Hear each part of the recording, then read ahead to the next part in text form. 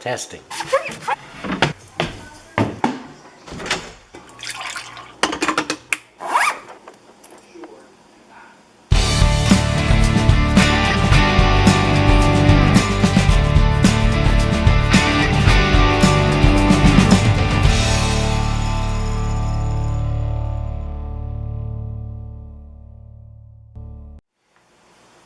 It's the nature of a human being to be divisive and to put ourselves in these different groups. I mean, football wouldn't be too entertaining if you loved both teams. It's the same yay, us, boo, them kind of thing going on here. People are telling me to shut up and that they're sick of the gun control debate and the political world and all that stuff. What's amusing about that is that they think I give a shit about what they want me to do. I think America went through a period of many years of just being shallow and trendy and materialistic and not really saying much of anything except, hey, look at me masturbating on the screen here. I'm rich, and you could be rich too if you had a bunch of billionaires behind you.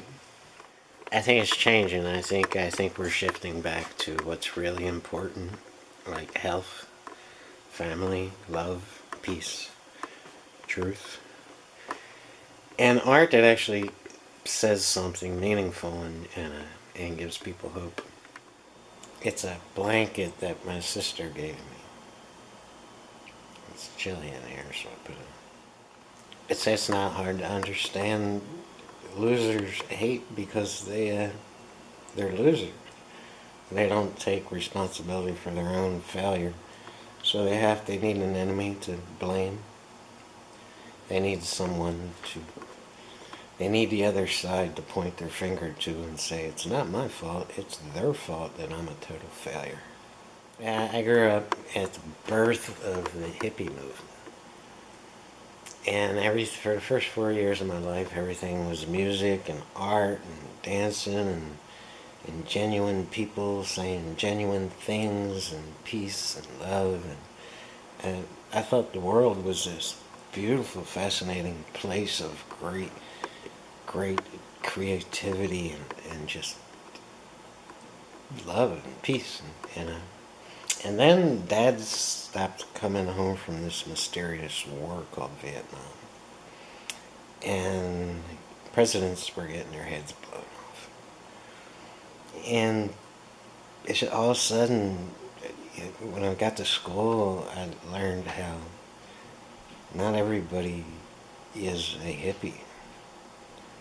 And there's a lot of people who hate, and a lot of people who are violent, and a lot of just horrible, horrible, horrible things. And most of us in my neighborhood grew up with single moms working 2 or 3 jobs just to keep the bills paid.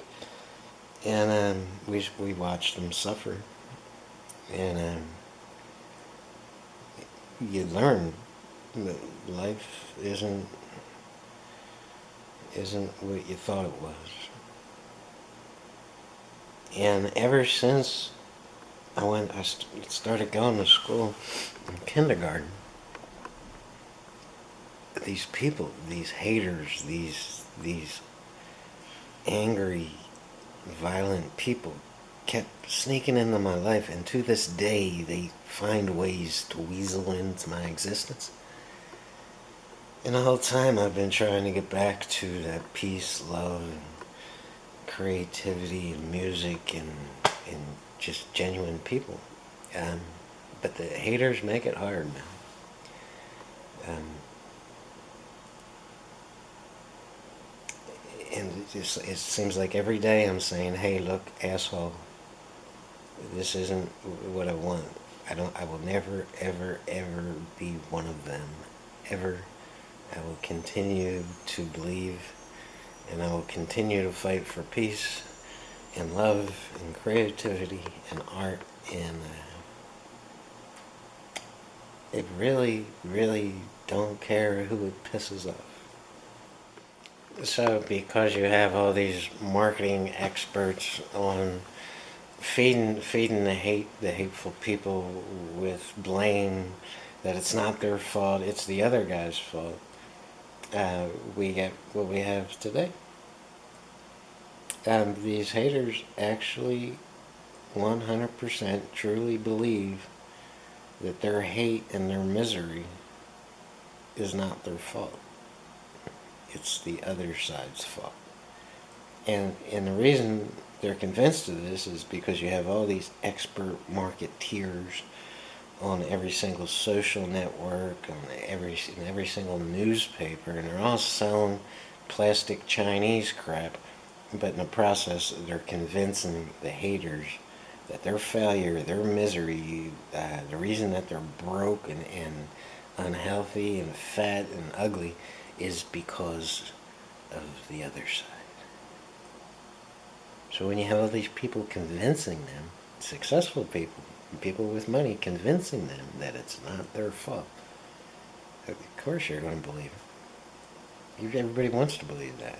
My failure is not my fault. It's the other guy's fault. And that promotes all the hate and violence and everything else we have today. So I think there's a real shift I think the kids are seeing this, and they're trying to get back to what's important, and they're trying to get back to truth. And I want to be a part of that. I've always wanted to be a part of that. It's just the haters made it impossible to be a part of that. So now when I see these kids standing up for justice and reform, it gives me a lot of hope, because it's our fight, the fight of the original hippies, not the acid heads and brain dead fools that came in and destroyed it. I'm talking about the real people fighting for peace and nonviolence and anti-war, and let's get back to what matters. Those people, the original hippies, I think the kids are seeing that original message and saying, you know what, they had it right, and it got ruined for a number of reasons, but that's what was important. So that's where we're at.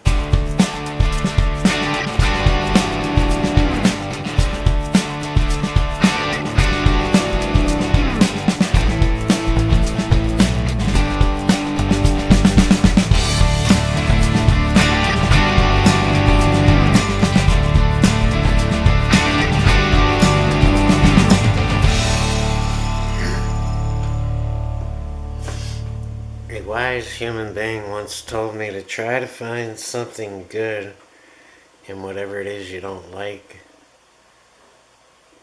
and then go from there. It's great advice.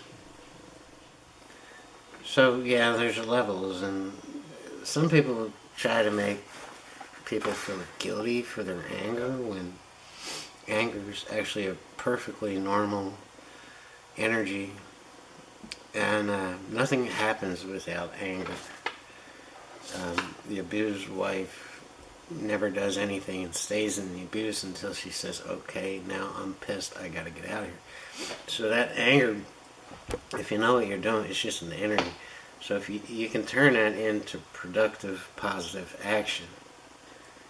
But most people don't know what to do with that. It's so much energy, and there's so much.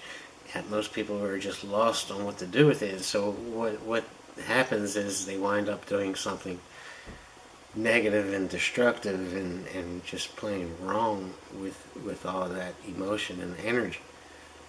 So the key, I mean, we all get angry. Every one of us gets angry, and if people tell you that's not normal, they're wrong, or they just don't know what the hell they're talking about. We would do nothing productive or positive at all if we didn't get angry and we didn't say, okay, enough is enough, now I'm pissed, I need to stand up, I need to vote, I need to protest, I need to do something, I need to write a song about this, I need to take all this energy and put it into something positive. That's the key, and that's what most human beings don't know how to do. And that's what we need, one of the big things we need to work on. We don't want to fight violence with more violence and hate and negativity. It's not going to work. It's just going to promote more violence and hate and negativity. So this should be taught to every child in school, because if you're going to put your hope in parents, I mean, some parents are great and will teach their child this, but a lot will not. And so we would always have that person who didn't know what to do with their anger, who wanted change, who was tired of the abuse and tired of being pushed around and tired of, we want that person in our society, but not if they don't know what to do with it, not if they're going to use it for destruction and more violence. So America's now sitting on this hotbed of human people that are really, really angry. They're angry that their health care is being taken away. They're angry because they can't get ahead no matter how hard they work. They're angry because their kids are being shot in school. And they're justifiably angry. They have a right to be angry. So now the question is, you have all this energy, what are you going to do with it? You're going to go out and throw a cinder block through Donald Trump's limousine? That's not going to work, man. That's going to backfire you, and that's going to promote more violence, more anger, and more hate from the other side. You're going to have to learn how to channel all that energy into something positive and creative, and something that's actually going to make a difference and mean something. And if everybody who is concerned of your anger shows you care, if everyone who is concerned about this does something positive and something productive and something that's going to make a difference, we're going to change the world.